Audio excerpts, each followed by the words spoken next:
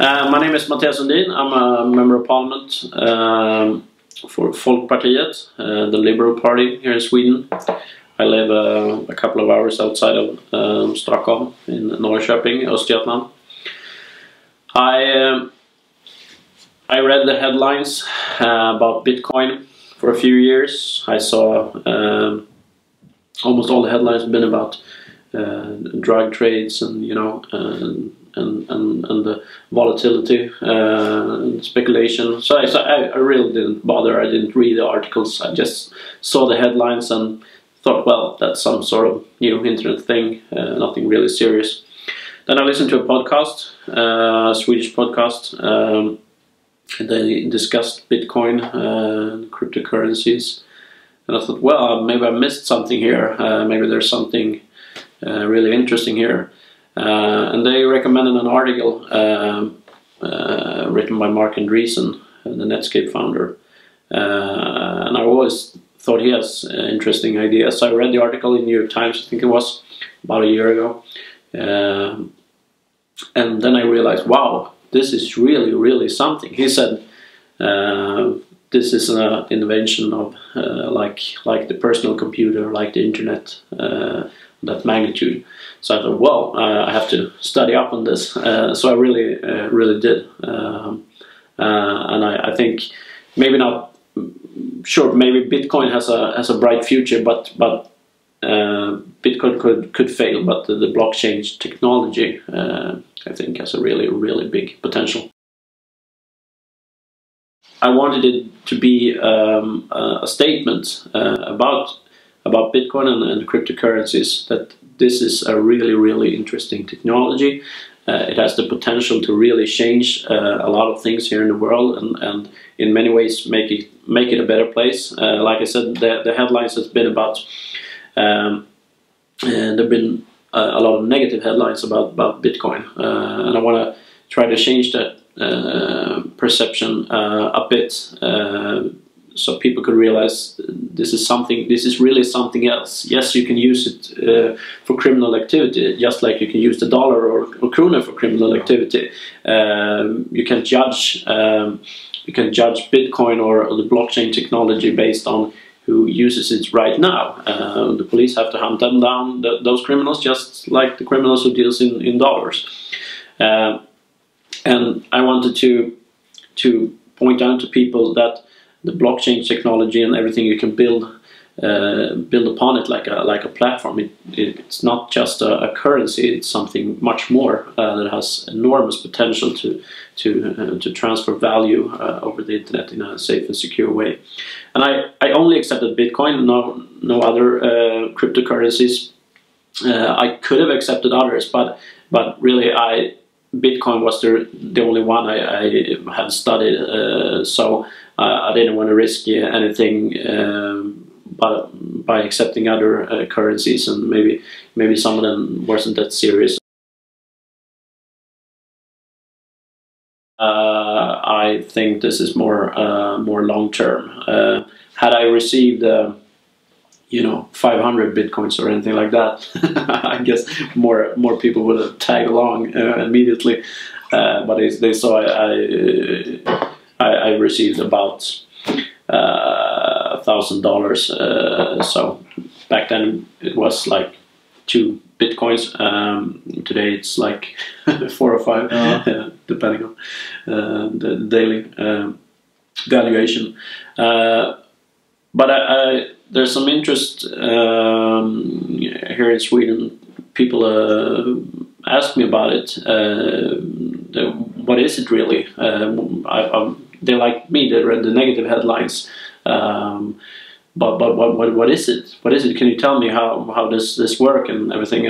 They ask me all kind of technical details I can't explain, but I can explain the basic concept. And I think that's maybe one of my small contributions I can make to this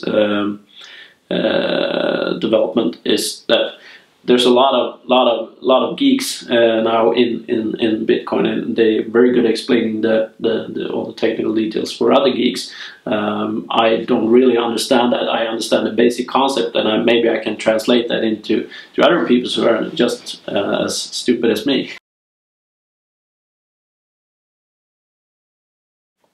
The lesser regulation, the better. But I think to be able to get people to accept cryptocurrencies, and of course we have to be able to fight crime and terrorism and everything. You have to have some sort of regulation. But just like the internet and the World Wide Web, I think part of the success has been that it hasn't been very much regulated. We have a lot of regulations that apply to the internet, for example, like I mentioned before, a lot of times, money laundering and everything. But you don't have to really regulate the internet to find, or you have to do it in some ways, but to be able to track down money laundering and everything. But I think the biggest my biggest job in this and is to fight regulation. I think there could be huge demands from the financial world and from from governments and everyone else to regulate, because they hope the regulation will kill it and they can live on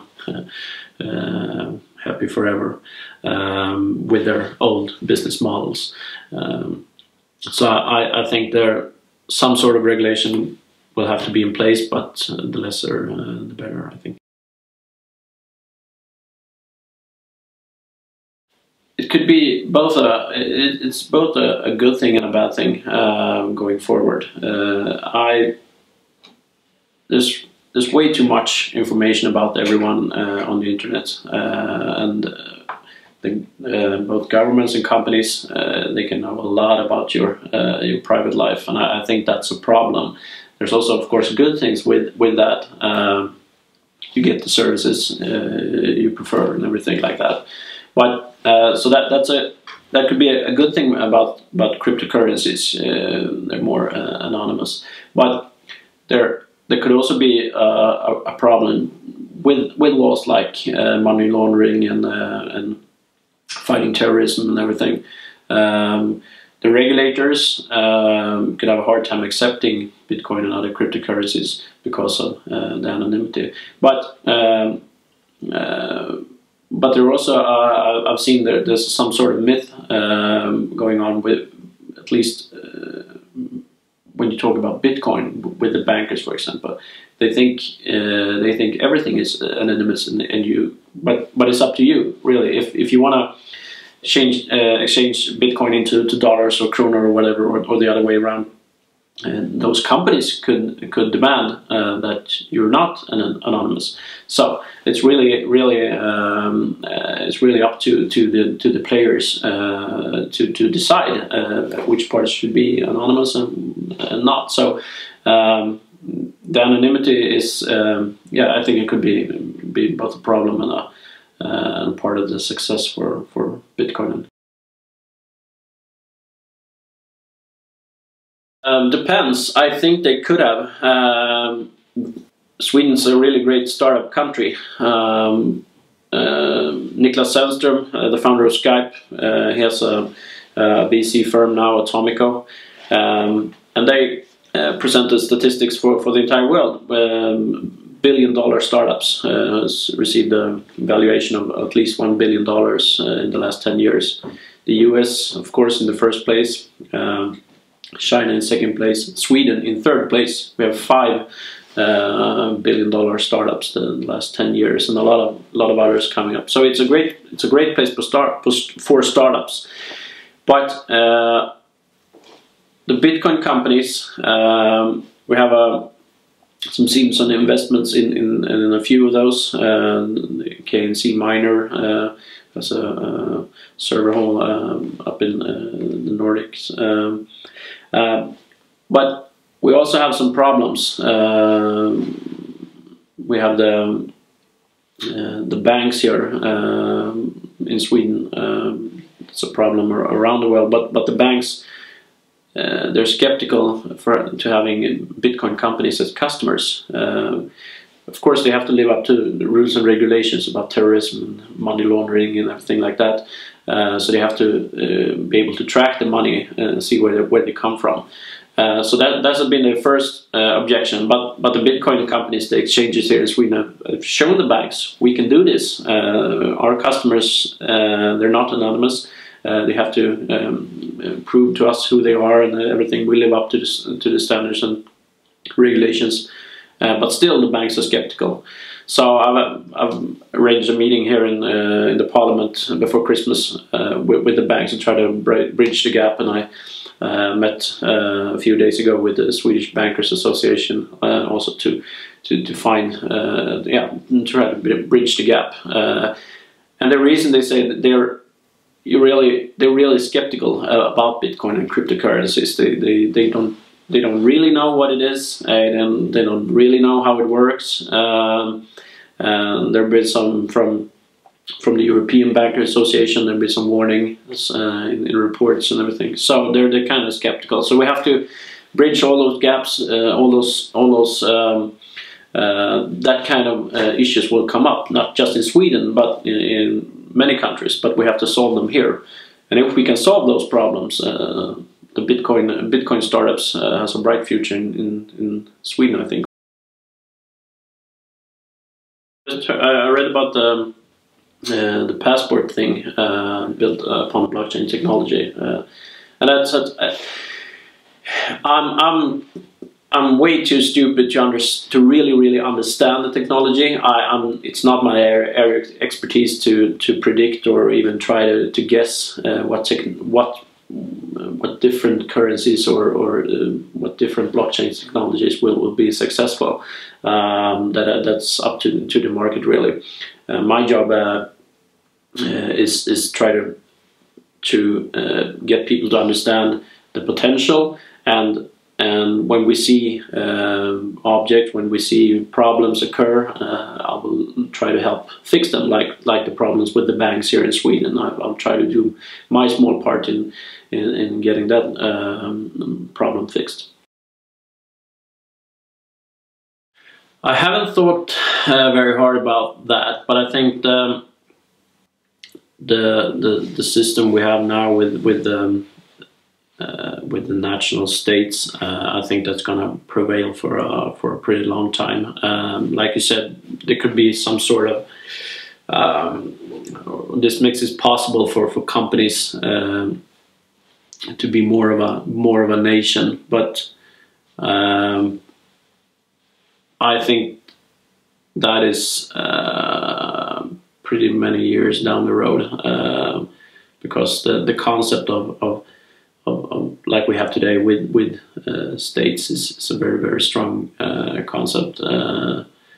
Not many people try to envision living in another way. I think it's great if people do and try to change the world even in that aspect, but I think that's pretty many years down the road. The whole book is the strongest argument I've read for democracy. It starts out with an example from 100 years ago or so, when people in the market try to predict the weight of an ox or something like that, and the guy who ran the experiment, he thought that the experts, the guys dealing with ox, whatever they're called, the farmers, they should be the ones who predicted most accurately the weight of the ox. But it turned out to be the whole crowd who was the best at predicting the weight of the ox, not just the experts.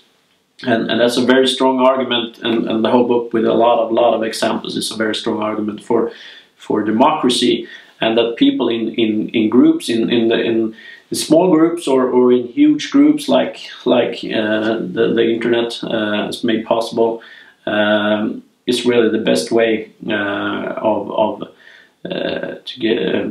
to innovate and move everything forward in the world. And what we're seeing now, that the whole world is getting connected. Now like 2 billion people has a smartphone and getting connected. in 3 or 4 years, 5 or 6 billion people is going to have a smartphone. Everyone's going to be connected. Our intelligence, our collective intelligence around the world is going to increase in magnitudes. We're going to see innovation like we've never seen before. Here in Swedish politics, and I'm sure many countries, we talk about we have to create innovation, we have to create systems for innovation, blah blah blah. I don't think that's going to be a problem. I think all the innovation is going to be a problem to handle, because a lot of it's going to disrupt things. That's one of the things I really like about cryptocurrencies and Bitcoin, and I admire all the people in it, because they're going up not just against one 500-pound gorilla, they're going up against two. The first one being governments, who has a monopoly on currencies, and the second one being the whole financial world. That's two big 500-pound gorillas, and they're going up against it. So there's going to be a lot of fighting, a lot of going on. But we have to show that this has huge potential for humanity, I think. I'm trying to do my small part in making this a better place to live, not just Sweden but the world. And I see all those, but I know that during my lifetime, things in the world generally has become much better. And I think that would be the case for the future as well. But it's not going to happen just by itself. Everyone has to participate in that. I have to do my part, and you have to do your part. But I think technology, and I think the internet and the way we're getting connected,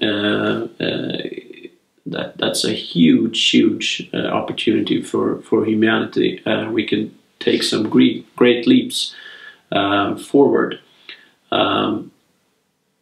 So that's what I'm trying to be a part of. But with every new technology, there's great hope, but there's also it could be potential problems like privacy.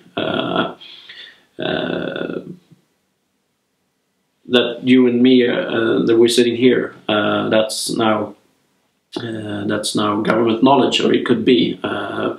You have your iPhone, I have mine, that's been registered in a database that, because of EU regulation, has to be collected and saved and made available for governments. And that's just one part of it. You can really find out extremely much about people's private lives, and that's a potential big problem in this world that we have to really try to handle.